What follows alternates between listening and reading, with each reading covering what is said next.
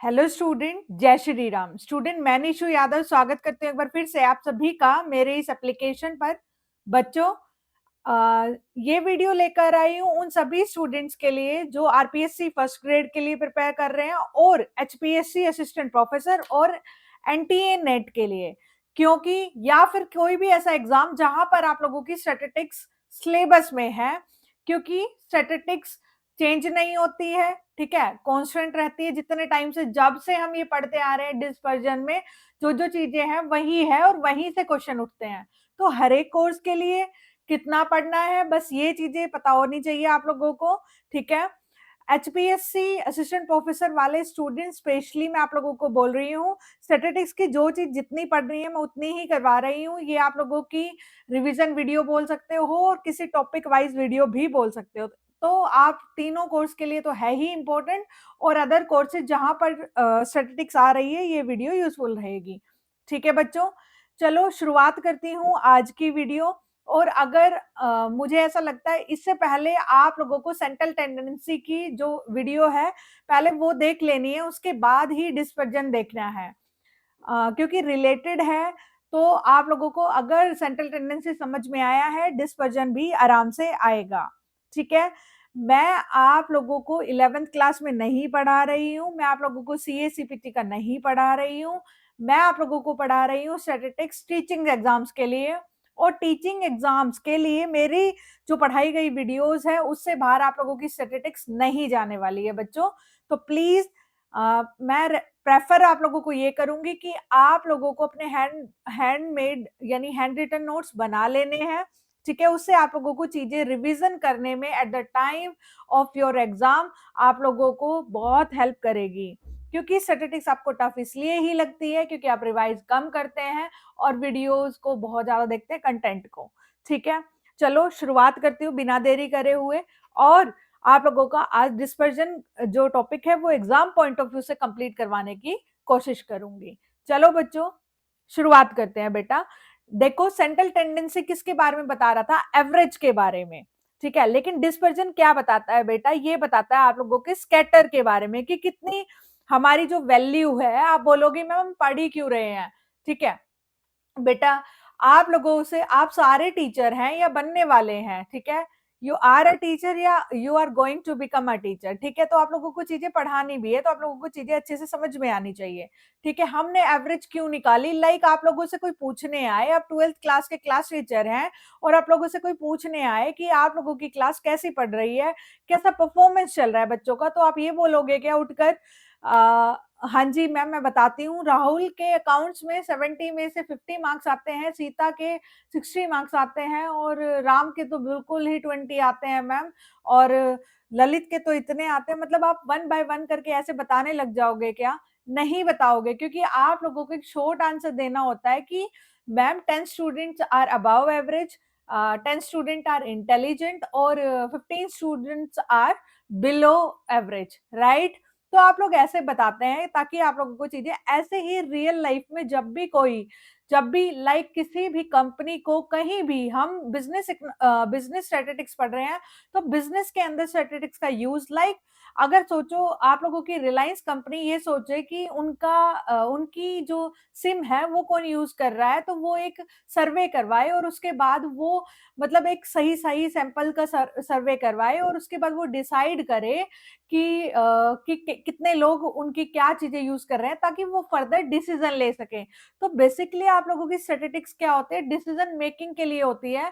आप लोगों को टॉपिक्स पढ़ना है, इवन अच्छे से पढ़ना है, उसके बाद ही आप चीजों को समझ सकते हैं, क्योंकि महज फॉर्मूला रटना ही स्टैटिस्टिक्स नहीं होता है।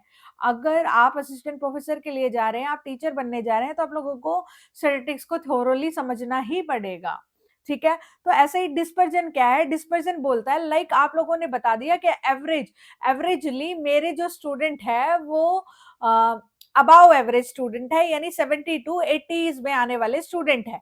तो ऐसा तो नहीं है ना कि सारे के सारे परसेंटेज जो आप लोगों की 70 टू 80 में आने वाले हैं। कुछ बच्चे तो 20% के होंगे, कुछ 30। तो हमारी जो एवरेज वैल्यू है ना, उसके इर्द गिर्द कितनी जो डाटा है वो घूम रहा है, यानी स्प्रेड, यानी आप लोगों का स्कैटर कितना फैला हुआ है, हमारी वैल्यूज के कितने नियर है, कितनी फार है, कितने लोग कितने एवरेज के नियर है और कितने फार है, इस चीज का पता लगाने के लिए डिस्पर्जन निकाला जाता है। आई होप क्लियर होगा आप लोगों को। It is a tendency for the values to disperse scatter from each other from central value. अगर आप सीधा सा एक डेफिनेशन लिखना चाहते हैं डिस्पर्जन की तो बिल्कुल लिख लीजिए, इट इज। और हिंदी वाले बच्चों देखो, मैं जो समझा रही हूँ वो हिंदी में ही समझा रही हूँ, लेकिन देखो बच्चों, आप टीचर बनने जा रहे हैं, आप लोगों को हर लैंग्वेज में कंफर्टेबल, हिंदी और इंग्लिश में एटलीस्ट 2 लैंग्वेज में तो कंफर्टेबल होना ही चाहिए, ठीक है। It is the tendency for the values to disperse, scatter from each other and from central values. Done? देखो, अब इसके अंदर अब भाई हमारी जो वैल्यू है वो सेंट्रल टेंडेंसी यानी एवरेज वैल्यू के सेंट्रल वैल्यू के कितने इर्द गिर्द है, ये निकालेंगे कैसे भाई? इसको मेजर करने के मेथड दो तरीके से हो सकते हैं। कैसे? एक तो एब्सोल्यूट मेजर बेटा, एब्सोल्यूट मेजर, एक रिलेटिव मेजर। लाइक आप लोगों को ये ऐसे एग्जांपल से समझा दूंगी, आपको रटना ही नहीं पड़ेगा। लाइक आप लोगों से कोई पूछे आपके 12th में कितने मार्क्स हैं, तो आप क्या बोलोगे? या तो बोलोगे 475 नंबर है मेरे 550 में से या 600 में से, वट, राइट। या फिर आप बोलोगे 480, मतलब 480 नंबर है, 460 नंबर है, ऐसे बता दोगे। कितने में से कोई पूछेगा? या 600 में से, है ना। या फिर आप बोल दोगे जो आपकी परसेंटेज बन रही है, लाइक आपके 78% बन रहे हैं, आपके 80% बन रहे हैं, ठीक है। तो एब्सोल्यूट वैल्यू कब, क्या? या तो आप सीधा सीधा मार्क्स बता दे रहे हो, और रिलेटिव मेजर्स कौन से होते हैं? जो परसेंटेज में बता रहे हो। ऐसे ही जो आप रियल लाइफ में यूज कर रहे हो वही तो है स्टैटिस्टिक्स, ठीक है। वही तो है आप लोगों की स्टैटिस्टिक्स, बस आप लोगों को समझ में नहीं आती है, समझ रहे हो, क्योंकि आप लोगों ने उसे रूटीन की तरह नहीं पढ़ा है।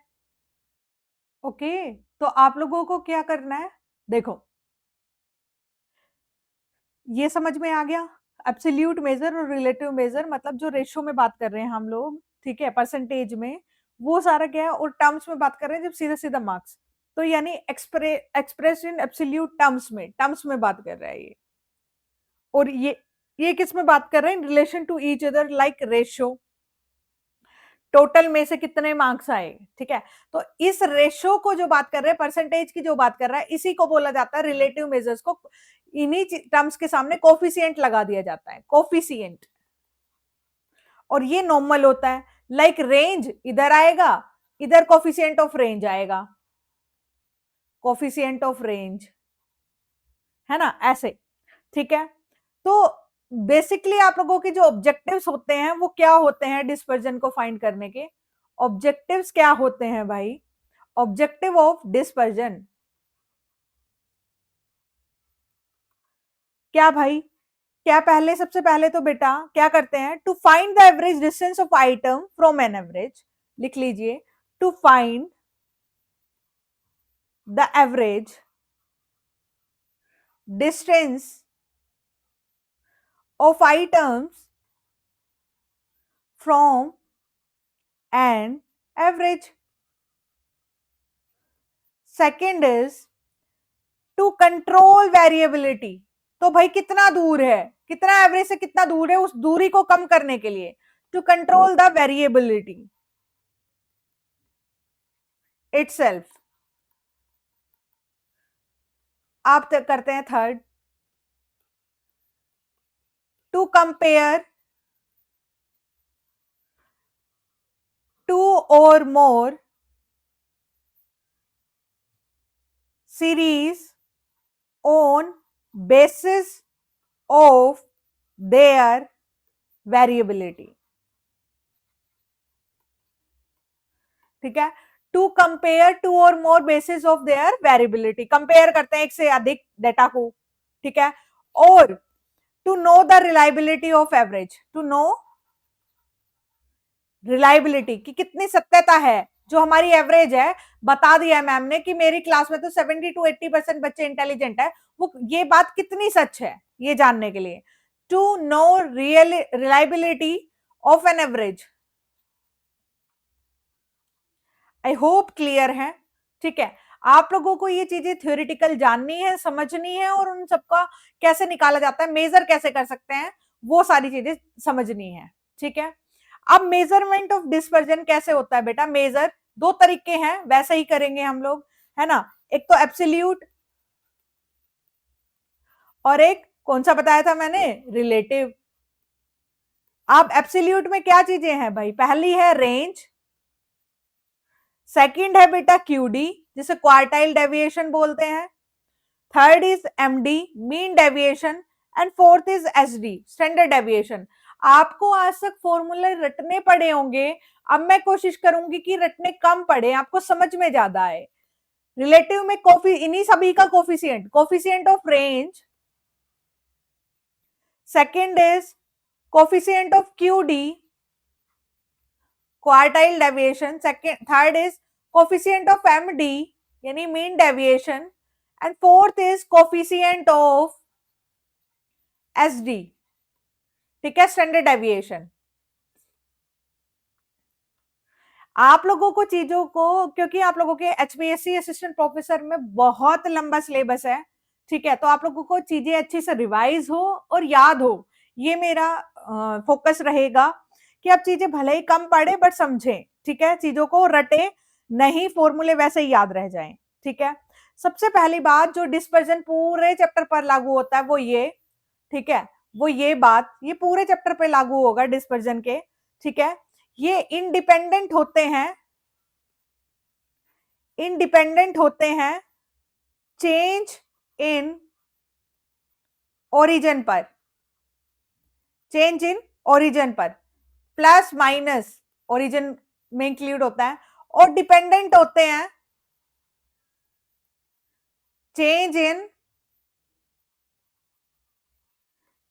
इन स्केल पर, डिवाइड और इनटू, ठीक है, इस पर डिपेंडेंट होते हैं, राइट, ओके, समझ में आया, आई होप क्लियर है, ठीक है। डिपेंडेंट मतलब डिवाइड और इनटू से चेंज होंगे और इससे चेंज नहीं होंगे, ये सभी पे लागू होता है, चाहे range, quartile deviation, mean deviation, standard deviation, coefficient of range, coefficient of QD, coefficient of MD और कोफिशिएंट ऑफ एसडी, पूरे चैप्टर पर ये चीज लागू होती है, ठीक है। अब है सबसे पहला हम लोग रेंज के बारे में पढ़ेंगे, और रेंज को एब्सोल्यूट नेचर से पढ़ेंगे, ठीक है।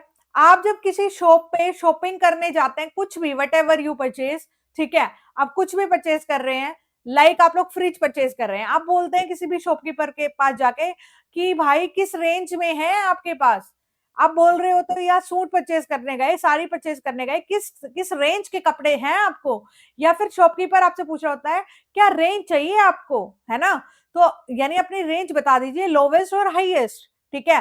तो रेंज क्या है, हाईएस्ट माइनस लोवेस्ट, ठीक है, हाईएस्ट माइनस लोवेस्ट, ठीक है, उसे क्या बोलते हैं बेटा, रेंज। और वही चीज जब लार्जेस्ट वैल्यू में से स्मॉलेस्ट वैल्यू घटा देते हैं तो उसे क्या बोलते हैं, या फिर बोल सकते हैं कोई कोई लार्जेस्ट माइनस स्मॉलेस्ट, ठीक है, हाईएस्ट माइनस लोअर, या क्या लार्जेस्ट माइनस स्मॉलेस्ट, एक ही बात है भाई, ठीक है। मैं ज्यादा से ज्यादा 5,000 तक का सूट ले सकती हूँ, और कम से कम मैं कितने का ले सकती हूँ, मतलब भाई घटिया की तरफ नहीं जाऊंगी तो कम से कम 2,000 का ले सकती हूँ, है ना। तो ये क्या हुआ, ये मेरा रेंज हुआ भाई, ठीक है। तो अब उसके बाद कोफिशिएंट ऑफ रेंज क्या है, coefficient of range, coefficient of range क्या है, रिलेटिव, यानी कोफिशिएंट निकालना है, बस ऊपर जो माइनस किया नीचे वो प्लस भी करना है, highest minus lowest divided by highest plus lowest, ठीक है। आप लोगों को याद रखना है, फॉर्मूला भी समझते हुए चलना है।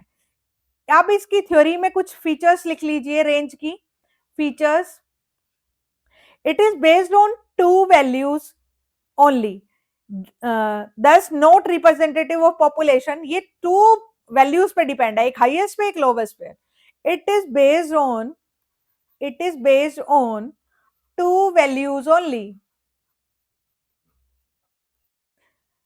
Thus, not representative of population. ये पूरी पॉपुलेशन को शो नहीं करता है भाई, राइट. अब चलते हैं second. Affected by extreme value. Affected by extreme value like, ये इस थ्योरी पॉइंट को कैसे पढ़ेंगे बेटा? लाइक आप लोगों का रेंज आप लोगों ने पहले लिखा था 5, 7, 18 और 20, ठीक है, 50. आप लोगों की इसकी रेंज क्या हो जाएगी? 50 - 5, ठीक है, 45, ठीक है. अगर मैं यहाँ डेटा चेंज कर दूं और मैं लिखूं 20, 1, 6, 7, 9, 50, तो यहाँ पे रेंज क्या होगी? 50 - 20 यानी 30 रेंज हो जाएगी. तो यानी आपकी जो ये सीमाएं हैं उससे अफेक्ट हुआ ना आंसर हमारा, तो यही बोल रहा है affected by extreme value, right. I hope clear है. बहुत ज्यादा हार्ड कुछ था ही नहीं अभी तक, ठीक है. अब आगे चलते हैं बच्चों. देखो, अब है आप लोगों का क्यूडी, क्वार्टाइल डेविएशन, एंड बोल सकते हैं हम इसमें पढ़ेंगे coefficient of quartile deviation. Quarter, quarter, right. आपको पता है ना एक साल में कितने क्वार्टर होते हैं, ऐसे ही वही चीज है ये, और कुछ नहीं है ये, ठीक है. तो चलो पढ़ते हैं. इंटर क्वार्टाइल रेंज सबसे आप लोगों से पूछा जाएगा. इंटर थोड़ा सा ध्यान से पढ़ना है बेटा. जैसे हम रेंज में पढ़ के आए, रेंज का फॉर्मूला हाईएस्ट माइनस लोवेस्ट. इसमें हाईएस्ट क्या है? Q3, 3 होते हैं क्वार्टर हमारे, ठीक है. Q3 - Q1 ये होता है फॉर्मूला. बच्चे कंफ्यूज होते हैं, कंफ्यूज मत होना. ये फॉर्मूला होता है इंटर क्वार्टाइल रेंज का, इंटर क्वार्टाइल रेंज का, इंटर क्वार्टाइल रेंज का, ठीक है. Q3 - Q1. और QD का फॉर्मूला क्या होएगा जब हम इसका हाफ कर देंगे? हाफ कैसे करेंगे? Q3 - Q1 divided by 2. ये है QD का फॉर्मूला, ठीक है. और Q3 - Q1 डायरेक्ट फॉर्मूला किसका है? Inter quartile. बच्चे इन दोनों में कंफ्यूज होते हैं, आप लोग मत होना प्लीज, ठीक है. अब रेंज का फॉर्मूला क्या, सॉरी, कोफिशिएंट ऑफ QD का फॉर्मूला क्या हुआ? कोफिशिएंट ऑफ QD मैम ऊपर प्लस नीचे माइनस, आपने बताया था. Q3 एक सेकेंड ना बच्चा, क्या क्या मैंने गड़बड़ करी है क्या उस वाले में? नहीं, हाँ, ऊपर माइनस नीचे प्लस, यही करके आई हूं ना. एक सेकेंड, हाँ ठीक है, मैंने बोल उल्टा दिया शायद.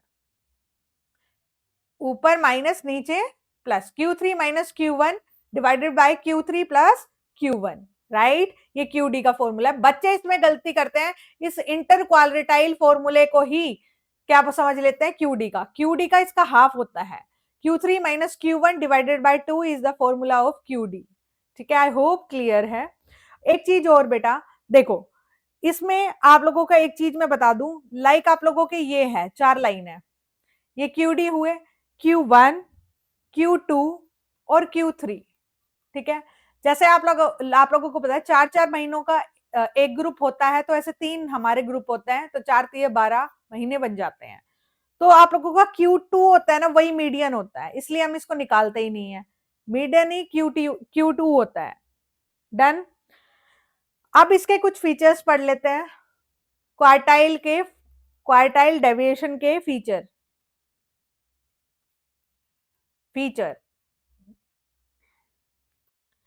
not affected by extreme value, not affected by extreme value,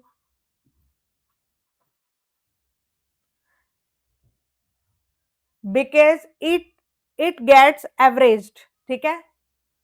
because it gets averaged. Second is based on 50% of middle value.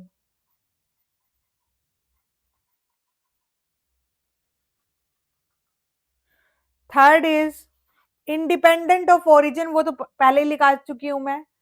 Used in open ended frequency distribution, used in क्योंकि मीडियन यूज हो सकता है ना open ended में, तो ये भी use हो सकता है। Use in open ended frequency distribution और not based on all observation.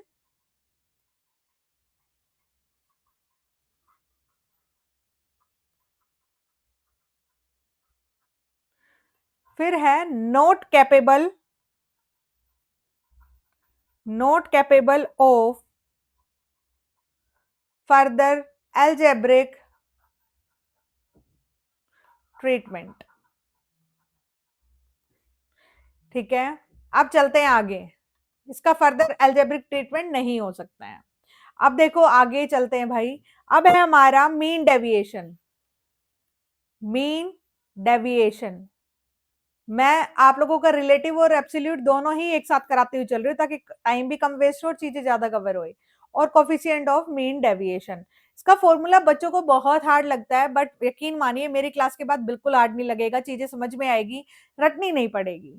ठीक है, और बेटा आप लोगों का कोई भी एग्जाम हो, इस चैप्टर से क्वेश्चन जरूर देखने को मिलता है आप लोगों को। ठीक है, चिंता नहीं करनी है। अब देखो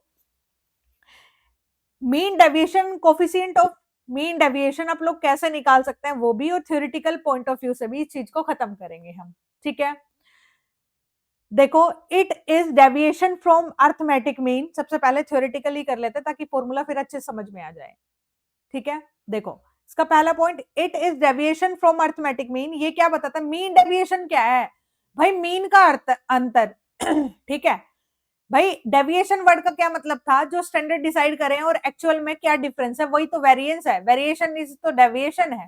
ठीक है, तो आप लोगों को क्या डेविएशन वर्ड का मतलब ये किससे बताता है? It is a deviation from arithmetic mean से बताता है। इट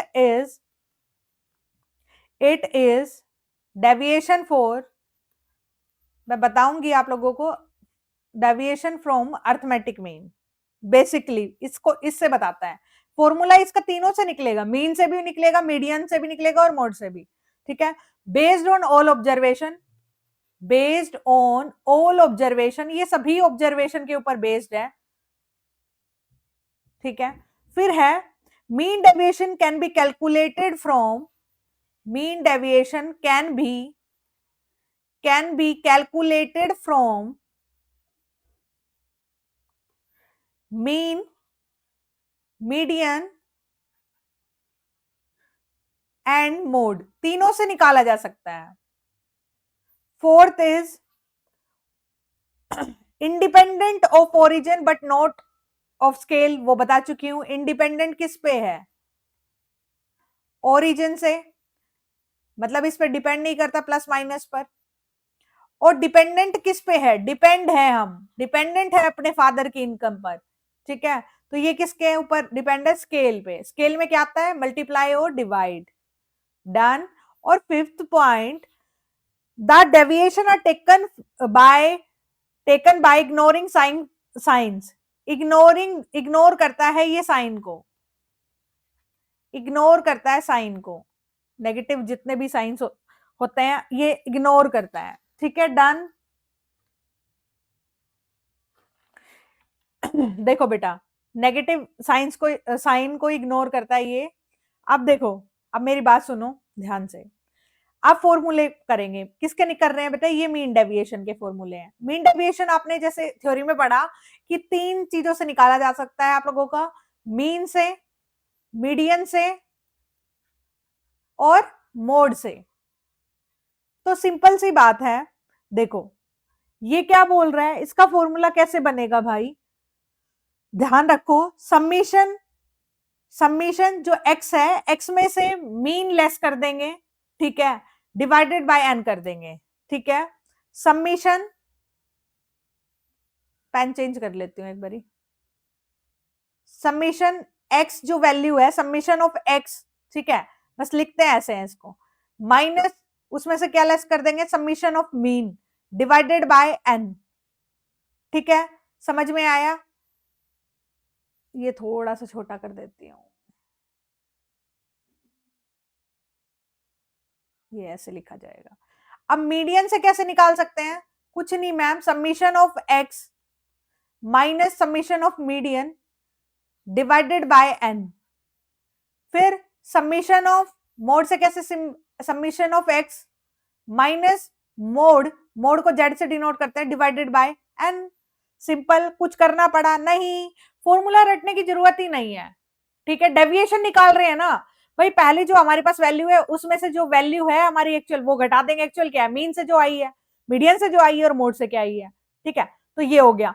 अब आप लोगों से कोफिशिएंट पूछे, कोफिशिएंट, कोफिशिएंट कैसे निकलेगा, जो आप लोगों का मीन, कोफिशिएंट भी अब तीन चीजों से निकलेगा। कोफिशिएंट भी मीन से निकलेगा, देखो कोफिशिएंट भी किस तीनों से निकलेगा, मीन से, मीडियन से और मोड से, तीनों से निकलेगा। ये तो और भी आसान फॉर्मूला है, ध्यान से देखो, ये तो और भी आसान है।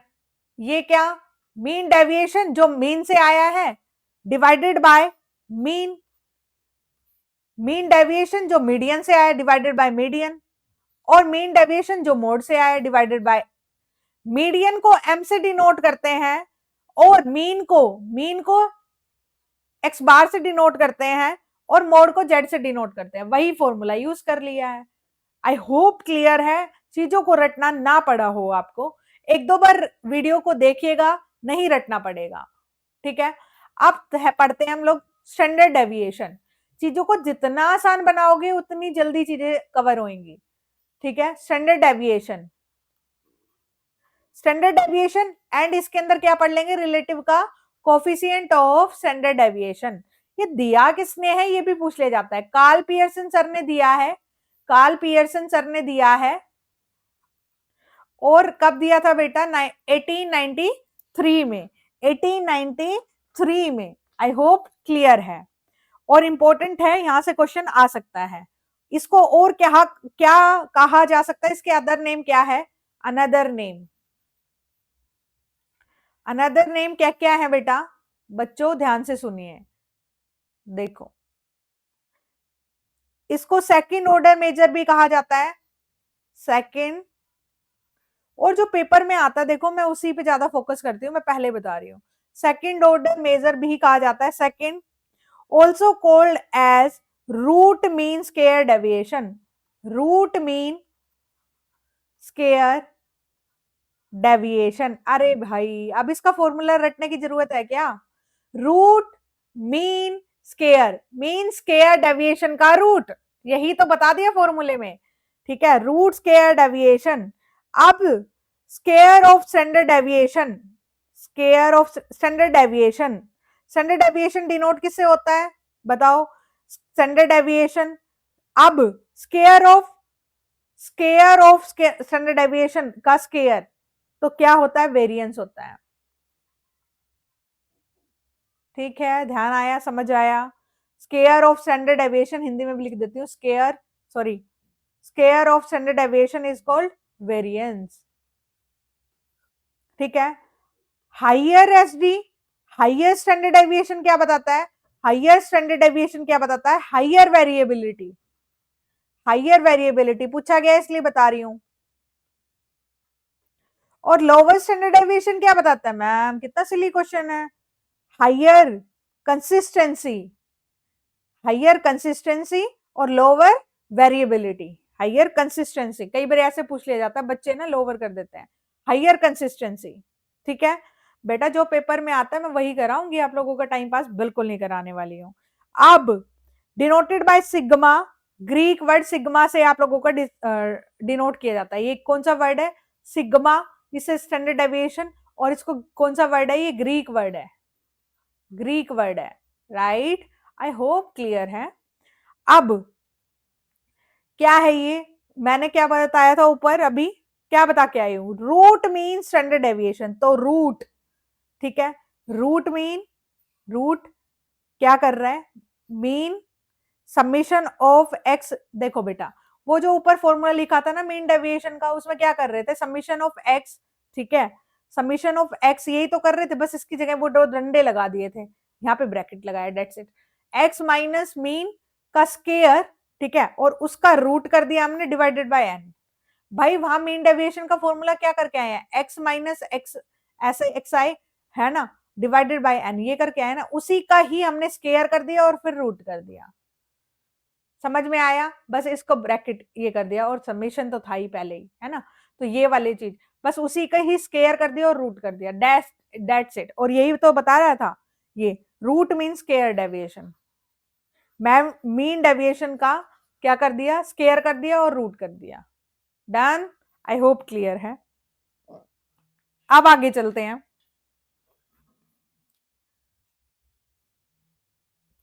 कुछ थोड़ा सा हम लोग पढ़ते हैं किसके बारे में, इसकी फीचर्स के बारे में। फीचर्स बोल सकते हैं। Combined SD can be computed just like combined mean, combined mean की तरह ही निकाला जाता है, ठीक है। Sum square of deviation from SD is minimum. First is sum of square of deviation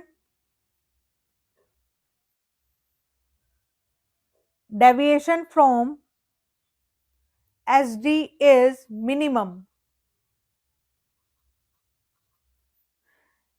second is independent of origin but notes के लिए तो बार बार लिखने की जरूरत नहीं है, मैं बता चुकी हूं, ठीक है।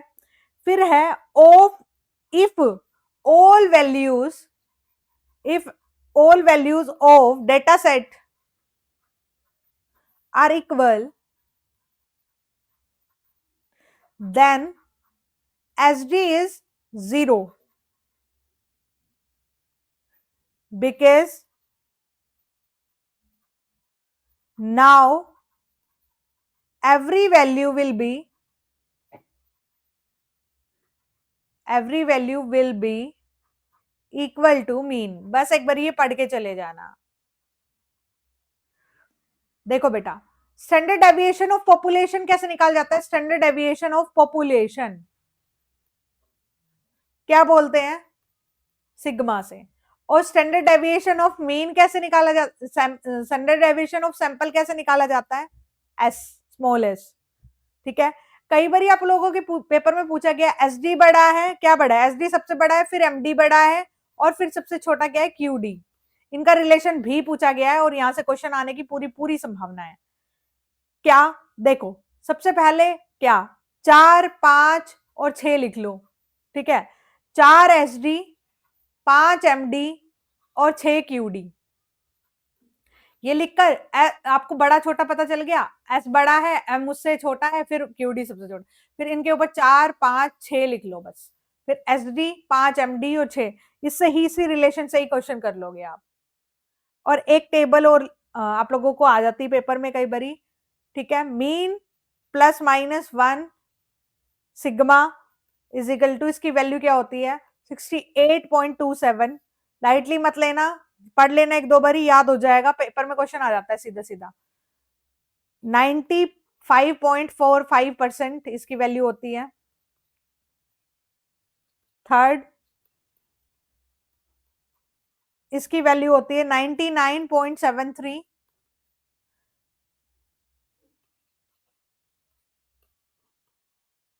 क्यूडी माइनस वो सॉरी 50% होती है, क्यूडी आ गया क्योंकि। और फिर एमडी है, एमडी इज इक्वल टू 57.51%। और सबसे मोस्ट इंपॉर्टेंट ये भी पूछ लिया जाता है, 1.96 सिग्मा 95% होता है, ठीक है। अब चलते हैं आगे। अब पूछा जाता है बेटा कोफिशिएंट ऑफ एसडी, इसी को ही कोफिशिएंट ऑफ वेरिएशन भी बोला जा सकता है, कोफिशिएंट ऑफ वेरिएशन, ठीक है। पहला point, coefficient of variation is a statistical measure of dispersion of values in data series around the mean. Ratio of SD and mean multiply by, इसका formula कैसे निकाला जाता है? Ratio of SD and mean multiply by 100, यानी CV, ठीक है। ये पूछ लिया जाता है भाई, ठीक है। एसडी डिवाइडेड बाय मीन जैसे बोला इंटू 100। अब मैं बेसिकली आप लोगों को एक चीज बताना चाहूंगी, कई बार ना बच्चों को पढ़ाने के बावजूद भी कंफ्यूजन रह जाते हैं, इसलिए बता रही हूँ।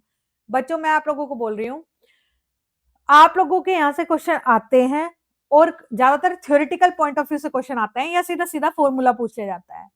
मेरी क्लास के बाद आई होप आप लोगों को फॉर्मूला ज्यादा रटने की जरूरत नहीं पड़ी, समझ में आया है, ठीक है। और इस एंगल से चीजों को, आज से पहले आप लोगों ने चीजें पढ़ी होंगी बट उतना समराइज नहीं होगा, ठीक है। तो इसके बाद आप लोगों को फुल टॉपिक वाइज जो स्टैटिस्टिक्स की है, मैं अभी एचपीएससी वालों के लिए बात कर रही हूँ, एचपीएससी असिस्टेंट प्रोफेसर वाले बच्चों के लिए और नेट वाले बच्चों के लिए आप लोगों को स्टैटिस्टिक्स के टॉपिक वाइज एमसीक्यू पीडीएफ दी जाएगी जब स्टैटिस्टिक्स कंप्लीट हो जाएगी। तो उससे आप लोगों को क्या होएगा, कॉन्फिडेंस और ज्यादा आएगा कि टॉपिक वाइज कैसे क्वेश्चन उठ सकते हैं, ठीक है। तो जितने आप लोगों के इंपॉर्टेंट है ना, स्पेशली जो एचपीएससी असिस्टेंट प्रोफेसर वाले बच्चों को बोल रही हूँ, आप नेट वाले बच्चों को तो फिर भी पीवाईक्यूज बहुत ज्यादा मिल जाते हैं, लेकिन असिस्टेंट प्रोफेसर वाले बच्चों को नहीं मिलते हैं, ठीक है। तो मैं आप लोगों को स्पेशली बोल रही हूँ, तो आप लोगों को टॉपिक वाइज दिए जाएंगे, ठीक है। और बेटा नेट का मैं 1000 बार बोल चुकी हूँ आप लोगों को, नेट का पेपर का पैटर्न अलग होता है और असिस्टेंट प्रोफेसर वालों का अलग से रहता है, ठीक है। बेसिकली कंसर्न ये है, मैं आप लोगों को हमेशा बताती हूँ कि असिस्टेंट प्रोफेसर वाले बच्चों को, अगर वो नेट क्वालिफाई बच्चे हैं, अगर सेम पैटर्न का पेपर देंगे तो सारे क्वालिफाई करेंगे फिर से, तो इसलिए पैटर्न थोड़ा सा चेंज किया जाता है। सिलेबस भले ही सेम है लेकिन पैटर्न चेंज मिलेगा आपको, ठीक है। तो प्लीज उस पैटर्न की तरफ ना जाए, नेट वाले की तरफ, 1000 बार बोल चुकी हूँ और मैं ये चीजें आपको, ठीक है। मीन डेविएशन और स्टैंडर्ड डेविएशन में अंतर, बेसिकली ये क्या करता है, साइन को इग्नोर करता है, sign ignore, signs are ignored. Mean deviation क्या करता है, साइन इग्नोर करता है, ये नहीं करता है, ठीक है। मैं तो शॉर्ट में लिखवा रही हूँ आप लोगों को। मीन डेविएशन आप लोगों का कैलकुलेट किया जा सकता है, कैलकुलेट किस किस से, मीन से, मीडियन से और मोड से, तीनों से कैलकुलेट किया जा सकता है, और ये सिर्फ मीन से निकाला जाता है। सिंपल, समझ में आ गया ना। अभी कोफिशिएंट ऑफ वेरिएशन कैसे निकाला, S D divide by mean in 200, यही तो था कोफिशिएंट ऑफ वेरिएशन या कोफिशिएंट ऑफ एस डी, ठीक है। और एसडी का फॉर्मूला मैंने क्या बताया था, अब बताओ, अगर जिस बच्चे ने अभी बिना देखे फॉर्मूला लिख दिया तो मीन्स उसकी बल्ले बल्ले, उसको याद हो गया। मैंने क्या बताया था भाई, जो अपना मीन डेविएशन का फॉर्मूला था, मीन डेविएशन का क्या फॉर्मूला था मैम, ये था माइनस एक्स, और इसी का ही क्या करना था हमें, बताओ इसका क्या करना है हमें, बताओ अब। मैम ये दिस इज नॉट मतलब लाइव क्लास, ये रिकॉर्डेड क्लास है, तो आप ही बताओगे। तो इसका क्या करना था हमें, स्क्वायर और उसका फिर रूट, ये था, यही फॉर्मूला है, डिवाइडेड बाय एन। और जो हमारा मीन डेविएशन का था वो क्या फॉर्मूला था, simple summation X minus X bar, इसका रूट नहीं था इसमें, इसके डिवाइड बाय एन, ना रूट है ना स्क्वायर है। ये क्या मीन डेविएशन का है और ये स्टैंडर्ड डेविएशन का है। और मीन डेविएशन 3 तरीके से निकाला जा सकता है, तो इसमें x माइनस मीडियन भी हो जाएगा, डिवाइडेड बाय n हो जाएगा, और मोड भी हो जाएगा, और मोड भी हो जाएगा, मोड डिवाइडेड बाय n, ठीक है। ये भी था। और अब कोफिशिएंट का क्या था, coefficient of mean deviation, coefficient of mean deviation का क्या बताया था मैंने फॉर्मूला, याद है आपको, md डिवाइडेड बाय मीन। ऐसे करके एक बार रिवाइज करते रहें, चीजों को कभी नहीं भूलेंगे आप लोग, ठीक है। ओके, चलो एक बार रिवाइज और करा देते हैं। एक ना लास्ट में आप लोग रिवीजन टेबल जरूर बना ले, ताकि ये फॉर्मूले जितने भी पढ़े हैं, रिवीजन टेबल इस चैप्टर की वो जरूर बना ले। लाइक आप लोगों का रेंज का फॉर्मूला क्या था, एब्सोल्यूट का बता दो और रिलेटिव का बता दो, क्या था, हाईएस्ट माइनस लोवेस्ट, और रिलेटिव का highest minus lowest divide by highest plus lowest, ठीक है। और फिर सेकंड क्या था बेटा, क्वार्टाइल डेविएशन, इसमें इंटर क्वार्टाइल का क्या था, Q3 माइनस Q1, इसमें इसी का ही हाफ कर देंगे, Q3 minus Q1 divided by Q, Q3 minus Q1 divided by Q3 plus Q1, ये था फॉर्मूला। अब आगे थर्ड फॉर्मूला क्या था हमारा, बताओ, MD, mean deviation. Mean deviation का क्या फॉर्मूला है, मीन डेविएशन का बताओ भाई, फॉर्मूला हमारा बताया है, अभी अभी बताया आप लोगों को, ये 3 चीजों से निकाला जा सकता है, और कोफिशिएंट भी 3 चीजों से, md डिवाइडेड बाय x, फिर md डिवाइडेड बाय मीडियन, फिर md डिवाइडेड बाय z, यानी मोड, है ना। और ये तो मैं अभी बता के ही आई हूँ पिछली स्लाइड में।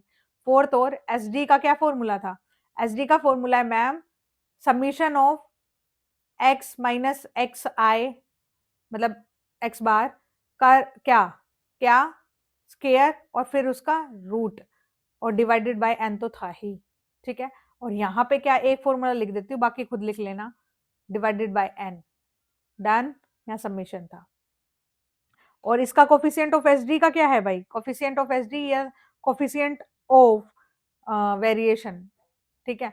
एसडी डिवाइडेड बाय क्या था, मीन, ये सिर्फ मीन से निकाला जाता है ना क्योंकि इनटू 100, ठीक है। ये था, ये एक बार ही ये फॉर्मूला टेबल बना लेनी है ताकि आपको चैप्टर पूरा रिवाइज रहे, ठीक है। इसमें परसेंटाइल डिकाइल ये भी पूछा जाता है कई बारी, पर वो आप लोगों के पेपर में बहुत कम आता है, 11-12 लेवल पर ज्यादा पूछा जाता है, आप लोगों के लेवल पर इतना नहीं आता है, ठीक है। तो आप लोगों को चिंता नहीं करनी है, ठीक है। मैंने ना 40 मिनट्स में आप लोगों को डिस्पर्जन कंप्लीट करवा दिया है। डिस्पर्जन जितना पेपर के अकॉर्डिंग इंपॉर्टेंट है वो चीजें सारी कवर करवाई है। आप लोगों को मैं ये बोल दूं बेटा, आप लोगों को रिवीजन सेशंस स्टैटिस्टिक्स के, क्योंकि मैंने पहले आप लोगों के लिए सेंट्रल टेंडेंसी डाली, उससे पहले भी चीजें डाली थी और बच्चों ने बोला कि मैम समझ में आ रहा है, ठीक है। तो आगे के टॉपिक स्क्यूनेस और रिकॉर्डेड में डलेगा, फिर एक अपनी लाइव क्लास करते हैं, ठीक है। स्क्यूनेस और रिकॉर्डेड में करवा देती हूँ, फिर उसके बाद एक लाइव क्लास करते हैं। स्क्यूनेस के बाद जो टॉपिक होगा, चाहे कोई भी टॉपिक हो, ताकि आप लोगों को भी जो फ्लो है ना, जो मोटिवेशन लेवल कम हो जाता है, वो सारी चीजें कम ना हो, ठीक है। फिर उसके बाद एक लाइव क्लास कर लेंगे स्क्यूनेस के टॉपिक के बाद, ठीक है। आई होप क्लियर है बेटा। बस मैं आप लोगों को यही बोलूंगी कि कंटिन्यू पढ़ते रहे, कंटिन्यू पढ़ना ही, रिवीजन ही आप लोगों के कोई भी बड़े से बड़े एग्जाम निकालने का फॉर्मूला होता है। अगर आप कंटिन्यू पढ़ाई करते हैं, कम ही सही बट कंटिन्यू पढ़ते हैं, तो चीजें हो जाती हैं, ठीक है। उतनी हार्ड लगती नहीं है, वो हार्ड तभी लगना शुरू होती है जब आप लोग क्या कर रहे होते हो, एक दिन पढ़ रहे होते हो, एक दिन नहीं पढ़ रहे होते हो, ठीक है। चलो बच्चों, मैं लीव करती हूँ मेरी सेशन को। आई होप आप लोगों के लिए यूजफुल रहे। समझ में आया नहीं आया, कितना आया, प्लीज मुझे जरूर बताएं, ठीक है। ओके, ठीक है बच्चों, मैं निशु यादव एंड करती हूँ इस क्लास का। अगर कोई भी बच्चा क्योंकि ये वीडियो आप लोगों की यूट्यूब पे भी डालूंगी, इससे पहले कोई वीडियो आप लोगों की यूट्यूब पे नहीं डली है बच्चा, ठीक है। तो कोई भी बच्चा अगर असिस्टेंट प्रोफेसर के कोर्स में आना चाहता है तो आ सकता है। फुल कोर्स है आप लोगों का, पीडीएफ फॉर्मेट में नोट्स हैं, सारी चीजें हिंदी और इंग्लिश, और रिवीजन सेशन अब मैंने शुरू करवा दिए हैं फॉर योर एग्जाम्स। अगर आप ज्वाइन करना चाहते हैं ज्वाइन कर सकते हैं। फुल कोर्स 7000 में अवेलेबल है राइट नाउ, ठीक है। आरपीएससी फर्स्ट ग्रेड के लिए भी ये वीडियो इंपॉर्टेंट है, बिकॉज ये टॉपिक आप लोगों के पेपर में भी है और नेट वाले बच्चों के लिए भी, सभी के लिए है, ठीक है। और आरपीएससी फर्स्ट ग्रेड का भी जो कोर्स है आपका रनिंग में है, आप ले सकते हैं आराम से, ठीक है। 3500 में अभी अवेलेबल है आरपीएससी फर्स्ट ग्रेड का कोर्स, ओके। ठीक है स्टूडेंट, मैं निशु यादव एंड करती हूँ इस वीडियो का। मिलती हूँ किसी नई वीडियो में, तब तक पढ़ते रहिए, मुस्कुराते रहिए। जय श्री राम मेरे प्यारे बच्चों।